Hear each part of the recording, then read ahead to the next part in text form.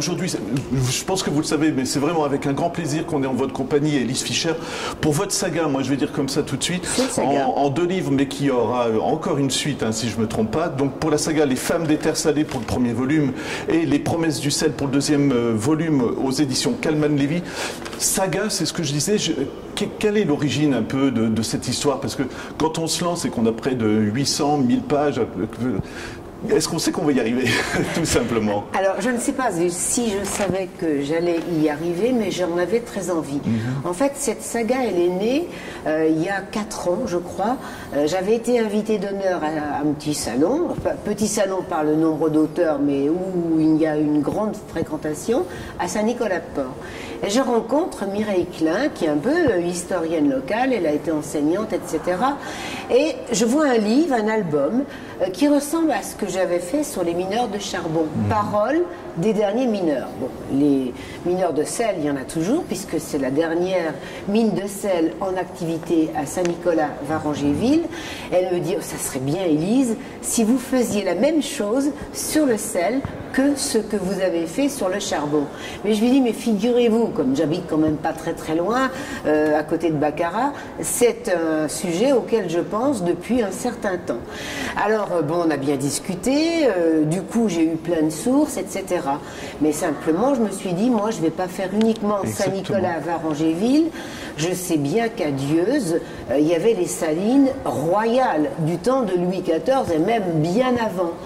Et en travaillant sur Dieuze, je m'aperçois que eh bien, notre peintre chéri ici, voilà, Émile Friand, son papa, donc était employé aux salines de Dieuze, mais en tant que serrurier.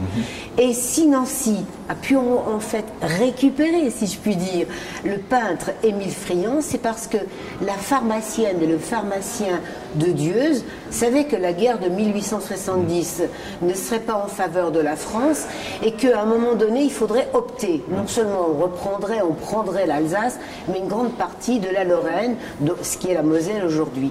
Et donc c'est comme ça qu'à 7-8 ans, le petit Émile Friand, né en 1864, s'est retrouvé à Nancy, donc à fréquenter le lycée Loritz. Il séchait, il était toujours sur les bords de Meurthe pour peindre, dessiner, mais voilà, l'origine. Alors, avec lui, sont venues d'autres familles qui ne voulaient pas être allemandes. Et beaucoup sont allés effectivement après travailler à Saint-Nicolas. Donc j'avais l'ensemble. On commençait à Dieuze et on finissait à Saint-Nicolas. Voilà. Alors on disait saga parce qu'on parle aussi saline, mais finalement ce que j'ai trouvé assez intéressant dans l'ouverture du deuxième volume, vous dites d'accord, on va parler des salines, mais on va parler de l'histoire de la région. C'est ce que vous venez d'expliquer aussi. Et c'est aussi l'histoire de femmes, hein, de plusieurs générations d'une même famille.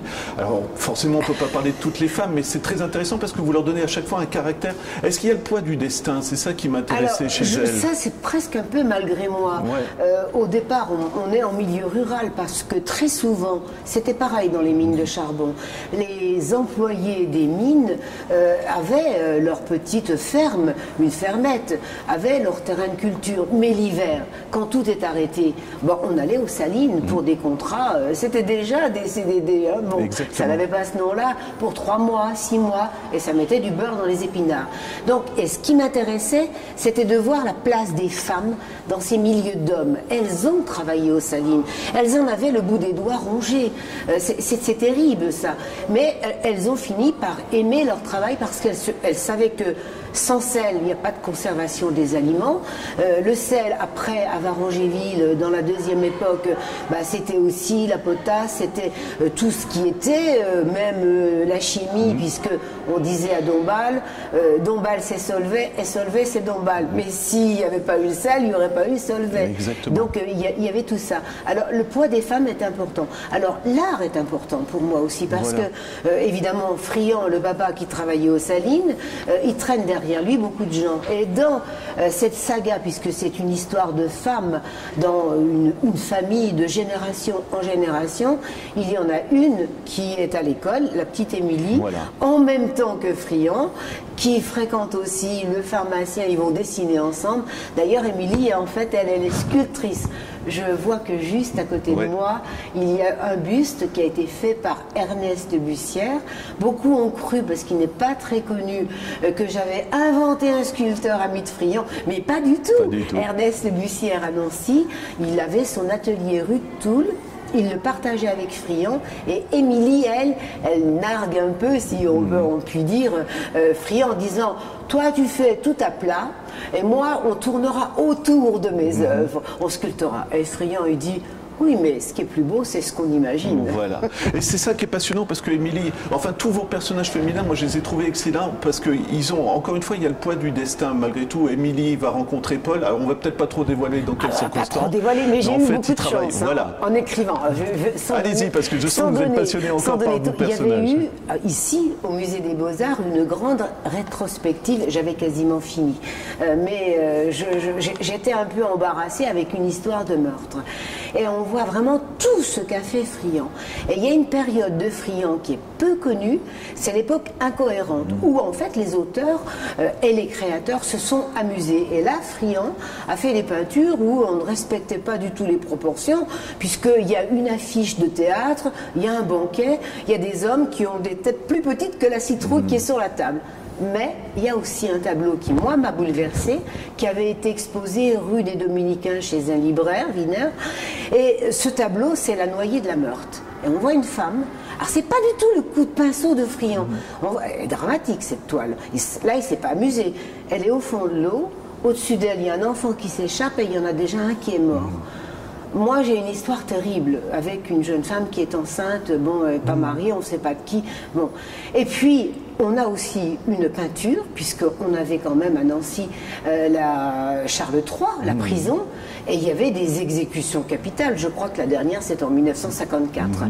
Et il y a une peinture de Friant, c'est une exécution capitale dans la même époque. Donc j'en avais besoin. Et je me suis dit, toi qui aimes tant Friant, voilà ce qu'il t'offre. Deux peintures que tu peux mettre dans l'histoire. Voilà.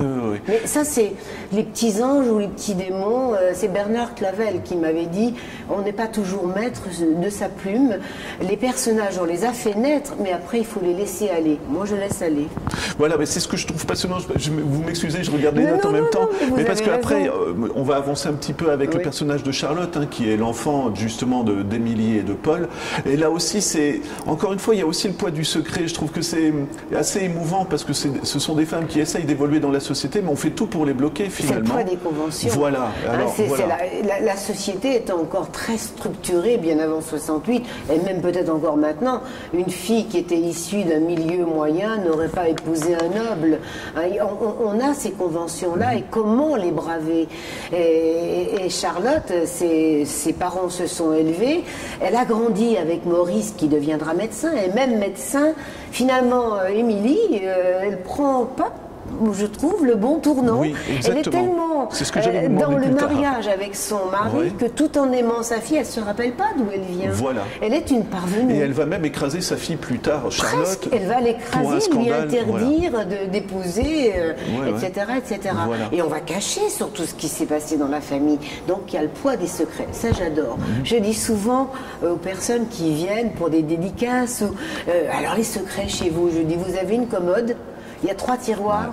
Oui. Et bien dans le 3e, il y a un double fond. Et là, il y a un secret de famille. Je les amuse. Mais c'est vrai, ça vient naturellement, ça, justement, parce que moi, justement, comme vous l'expliquez, Émilie a échappé exactement à ce qu'elle va faire subir à sa fille Charlotte, finalement. Ça vous vient naturellement en écrivant, vous vous dites... parce que moi, je trouve ce que passionnant, c'est que vous allez à l'encontre d'une histoire classique. Vous mettez toujours des embûches qui relancent un peu... Est-ce que nos vies n'ont pas plein d'embûches? Je pense que c'est un peu ça. Alors, je vais vous dire, c'était une rencontre, puisque j'ai été aussi critique littéraire, et je me souviens avoir rencontré Henri Troyat à 2 reprises chez lui, rue Bonaparte. Il n'était pas loin de l'Académie française. originaire de Russie, il avait tout abandonné, il avait encore un valet en livrée avec les gants, j'avais jamais vu ça, et moi, petite journaliste qui débutait, j'étais en train d'écrire 3 reines pour une couronne, l'histoire des brasseries de Champignelles. Et dans ma tête, Baptiste, il avait fait 14-18, une grande histoire d'amour avec son Elisa, et elle a la grippe espagnole, elle va mourir de ça, je veux la faire mourir, elle meurt, mais moi je me dis, Baptiste, il va aussi mourir de chagrin, il l'aime trop. Et j'y arrive pas. Et au moment où j'interviewe Henri Troyer, il me dit, je sais que vous écrivez, alors ça avance. Alors je lui dis, oui, mais j'arrive pas à faire mourir Baptiste. Mais vous n'avez pas le droit de le faire mourir.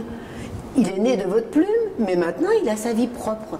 Je le revois 6 mois après pour un autre livre, parce qu'on faisait un long portrait sur une année, à la radio où j'étais. Et il se souvient, j'en parle pas. Il me dit, votre Baptiste, oh, bah écoutez, je lui dis, j'ai un peu suivi ce que vous m'avez dit. Il n'est pas mort en 1919, il est mort en 1944 en allant chercher le docteur pour la petite fille qui accouchait et il y avait les bombardements américains et là il est mort. Vous voyez, il me dit, ils ne vous appartiennent pas. Il avait un rôle à jouer jusqu'à cette époque-là. Je m'en suis toujours souvenu. Oui, oui. Qui dit grande saga dit aussi grande histoire d'amour, grandes histoires d'amour, parce que il y a d'autres personnages, mais je veux vraiment pas. Il faut que les gens découvrent. Voilà. Il y aura en tout cas Maurice et Sibylle, comme ça les gens ils devront découvrir ce qui se passe. Mais je trouve ça très émouvant. Je vous en parlais juste avant de tourner parce que vous ancrez toujours dans l'histoire vraie et notamment à Nancy. Et ça, on peut le dire, je pense. Ils vont être torturés pendant la Seconde Guerre mondiale. Et vous m'avez dit que ça s'est vraiment passé. Les lieux que je donne, la rue, etc., ont existé. Disons que si la torture avait lieu à Charles III ou, j'en ai pas parlé là, à la porte de la Graffe, il y avait l'ancienne prison, vous aviez une chance de vous en échapper. Si on vous emmenait à cette certaine rue, c'était le train, vous alliez à Paris ou à Beaune, Pithiviers, et c'était direction Auschwitz. Quand on écrit des personnages comme ceci, et ça je suis sûr que vous allez me dire non, mais est-ce qu'on les quitte facilement justement? Non, on n'arrive pas.